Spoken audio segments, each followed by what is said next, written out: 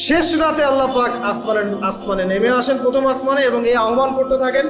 তাই ওই সময় ওযু করার পরেই আপনি হাত তুলে আল্লাহর কাছে দোয়া করা শুরু করেন। আপনার যত চাওয়া পাওয়া আছে আল্লাহর কাছে ঢেলে দেন, ইনশাআল্লাহ আল্লাহ রাব্বুল আলামিন আপনাকে খালি হাতে ফেরাবেন না ইনশাআল্লাহ।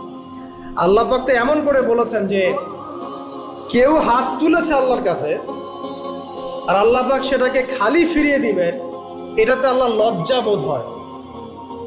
কথা বুঝতে পারছেন?